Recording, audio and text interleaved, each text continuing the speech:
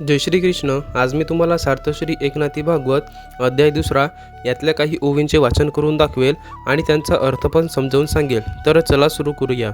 ओम श्री गणेशाय नमः. कर्म करू पावे प्रमादू, तव प्रमादी प्रगटेत गोविंदू. या लागी विधी निषेधू, न शकती बाधू हरिभक्तान. अजामिळा कर्मबाध, यमपाशी बाधितान सुबद्ध. तेथे प्रगटोनी गोविंद, केला अतिशुद्ध नाम मात्रे.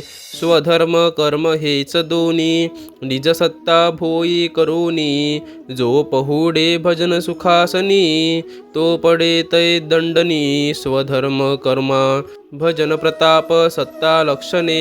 स्वधर्म कर्मा ऐसे दंडने, वर्णाश्रमांचा ठावो पूसणे. होळी करणे कर्माची, एव भागवत धर्मे जे सेवक. स्वधर्म कर्म त्यांचे रंक, ते राहो न शके त्यांसन्मुख. मा केवी बाधक हो शकेल, कैसे कैसे भागवत धर्म. केवी भगवंती अर्पे कर्म, अति गुह्य उत्तमोत्तम. निज भजन वर्म ऐकराया. कायेन वाचा मनसेंद्रियर्वा बुद्ध्यात्मना.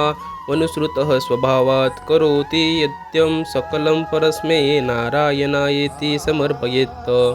भागवत धर्माचे पालन करणाऱ्यांना असा नियम नाही की त्यांनी एका विशेष प्रकारचे कर्म करावे.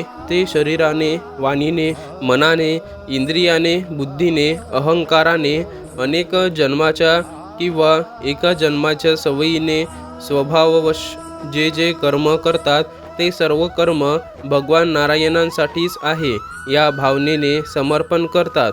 हा एक साधा सोपा भागवत धर्म आहे. हेतुक अथवा अहेतुक, वैदिक लौकिक स्वाभाविक.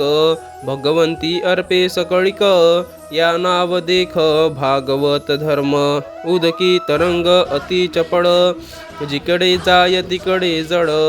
तैसे भक्तांचे कर्म सकळ, अर्पे तत्काळ भगवंती. ये श्लोकींचे व्याख्यान. पहिले मानसिक अर्पण, पाठी इंद्रिये बुद्धी अभिमान. कायिक जान श्लोकान्वये, भागवत धर्माची निजस्थिती. मन बुद्धी चित्त अहंकृती, आदी करोनी इंद्रिय वृत्ती. भगवंती अर्पिती ते ऐक, बाधू न शके स्वधर्म कर्म. एकराया त्याचे वर्म, मनी प्रगटला पुरुषोत्तम. अतिनिस्सीम निजबोधे, मनोनी संकल्प विकल्प. अवघे जाहले भगवत द्रुप, या लागी भक्त नित्य निष्पाप. सत्य संकल्प हरिदास, जेवी बुद्धिबळांचा खेळ. राजा प्रधान गजदळ, अवघे काष्टची केवळ. तेवी संकल्प सकळ भगवद्रूप. आता या ओवींचा अर्थ. भक्ताला कर्म प्रमादामध्ये पाहू लागले तर त्या प्रमादामध्येच गोविंद प्रगट होतो. म्हणून हरिभक्तांना कर्माचे विधी निषेध हे कधीही बांधू शकत नाहीत. अजामिळाला कर्माचा बाध झाला. यमाच्या पाशाने त्याला घट्ट बांधून टाकले.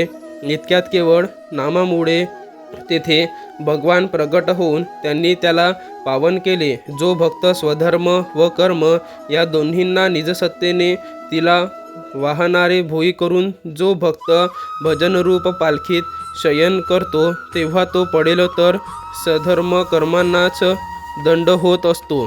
याप्रमाणे भजन प्रतापाच्या योगाने स्वधर्म कर्मांनाही दंड करता येतो. वर्णाश्रमाचा ठाव पुसून टाकून कर्माची होळी करून टाकता येते. याप्रमाणे जे भागवत धर्माचे सेवन करणारे आहेत त्यांचे स्वधर्म कर्म हे सेवक होत. प्रेमळ भक्तापुढे त्यांना उभे राहण्याचेही सामर्थ्य नसते. मग ते भक्तांना बाधक कसे होऊ शकतील? हे राजा, भागवत धर्म कसे आहेत? भगवंतांच्या चरणी कर्म कसे अर्पण होते? हे अतिगुह्य उत्तमोत्तम निज भजन धर्म तू ऐक. सहेतुक किंवा निर्हेतुक, वैदिक लौकिक स्वाभाविक असो किंवा निष्काम कर्म, ही सारी कर्मे भगवंताच्या चरणी प्रेमाने अर्पण करणे यालाच भागवत धर्म म्हणतात. पाण्यामधील लाट अति चपळ असते, पण ती जाईल तिकडे उदकामध्येच मिसळते. त्याप्रमाणे भक्तांचे सारे कर्म भगवंताच्या चरणी लीन होते. या श्लोकाचे व्याख्यान असे आहे की पहिले मानसिक कर्माचे अर्पण, नंतर इंद्रिय बुद्धी व अहंकार यांची कर्मे आणि शेवटी कायिक कर्मे ही भगवंताला अर्पण करावीत. मन, बुद्धी, चित्त, अहंकार इत्यादी भगवंताच्या चरणी अर्पण करणे हीच भागवत धर्माची निजस्थिती जाणावी. हे राजा, भक्ताला स्वधर्म कर्म कसे बाधू शकत नाही त्याचे वर्म तुला आता सांगतो, ते ऐक. निस्सीम अशा आत्मबोधाच्या योगाने मनामध्ये पुरुषोत्तम प्रगट होतो. त्यामुळे संकल्प विकल्प हे सारे भगवत रूपच होऊन जातात. पण त्या योगे भक्त हे निष्पापच असतात. ते हरीप्रमाणे सत्यसंकल्पी होतात. ज्याप्रमाणे बुद्धिबळाच्या खेळात राजा, प्रधान, हत्ती, घोडे ही सारी केवळ काष्ट असतात, त्याप्रमाणे भक्तांचे सर्व संकल्प भगवत रूप असतात. जय श्री कृष्ण. माझ्या चॅनलला लाईक करा, सबस्क्राईब करा, शेअर करा आणि कमेंट करायला विसरू नका. धन्यवाद.